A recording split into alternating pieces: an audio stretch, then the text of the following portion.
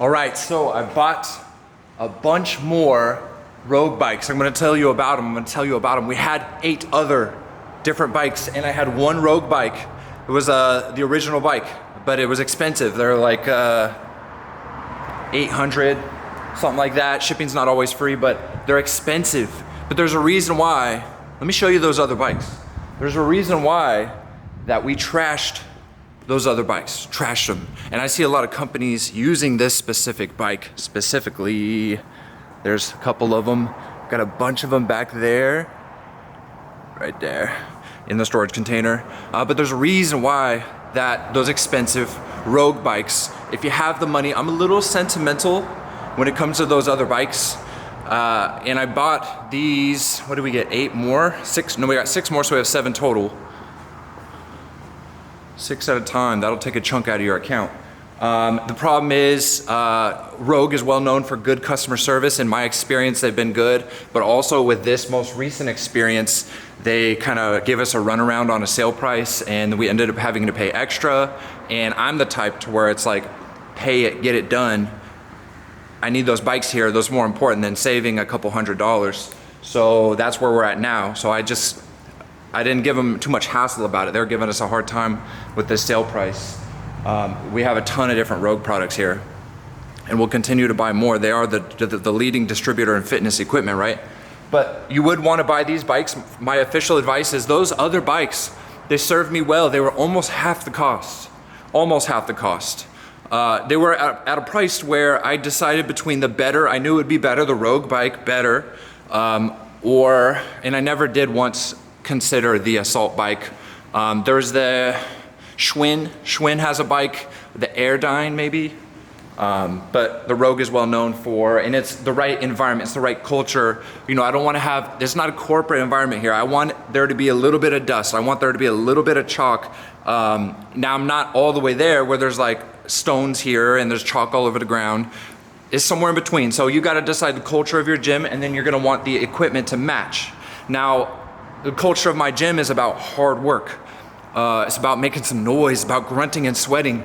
And those other bikes, we would have to go a little easier on them. So when some of them started breaking down because of the amount of effort that we want to require, you know, if they were just a bike where you're at home, I can think of people in my family where they would be best served for these cheaper bikes and they're gonna be at home, but we wanted to go all out. We wanted to do sprints. We do circuit style, so people are gonna be on the bike and then they're gonna go do something else and then they're gonna be on the bike and then they're gonna go do something else. So they get used a lot by a lot of different people. People are always adjusting the seat height. People are getting on, getting off, getting on, getting off. So in that way, because of the way they're being used, they're gonna get a lot more mileage. And I need something that's constructed well. So one thing, the materials are different. That's usually what you get in a more quality, more expensive piece of equipment or car or anything you buy. But the mechanics of the way that are constructed, you know, when the pedal goes around, the axis, right, it goes around, standard pedal mechanics, you want it going around symmetrically, if that makes sense. You want it going around smoothly. The other ones, the way that they were designed and constructed is something was off center. So at a certain point when you're putting all your weight, you know, when people stand up on bikes to really go all out, putting all their weight at one part of the movement, it was creating a lot of torque on the wheel, on that particular pedal, sorry. And then, so at the end of you have to experience it. I'm not doing a great job at explaining the issues with the mechanics on that other bike, but I can tell you that for a harder intensity, for a better culture, for the right culture for us, we did need the better construction. It took a chunk out of our account, especially when you're buying 7 bikes in a row. We have a few of these treadmills. I do love these treadmills.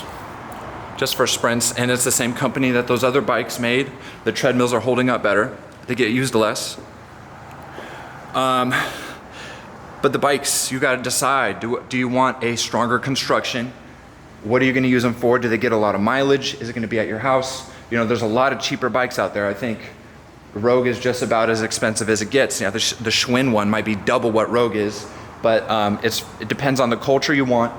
These bikes are adequate, beyond adequate, more than enough. We've got 7 or 8 of them. We even bought some GHDs from Rogue back there. If you can see those, that's for another video altogether. We got some Rogue racks, a ton of Rogue storage. We got a Rogue storage and all that. Anyhow, I just want to give you an example of, we had other bikes, they were cheaper, they broke down quicker, and then now we're shooting for the more expensive bike. And we did, and we're happy about it. Not happy they gave us the run around about the sale, but also I do appreciate those other bikes. They served us well in a time when money was tighter, and that's what we had to spring for as a gym owner. As you know, you're opening up a warehouse gym, a garage gym, a boot camp. We had to spring for the less equipment, no equipment, but you got to build, you got to grow. And if you, maybe I'll show you guys a video someday of what this place used to look like. Nothing on the walls, no equipment. The flooring, we were lucky to just have the flooring. Turf is not cheap. And the mirrors, we had just one little small mirror on the wall. The TV was 1/10 of the size of that. Build, but know your targets. For you personally, if you're looking to buy a bike, you still gotta know your targets, even if it's not a business type of mindset. What way are you gonna be using it? If you're gonna be intense, if you're really trying to get to the next level, shoot for that Rogue bike. If you're just gonna be sitting on it while you're on your phone kind of cruising, the other bikes would work just fine. And I encourage you to save that money and get those other bikes. But when you wanna push, that's what we do here. Go get those Rogue bikes. You won't regret it.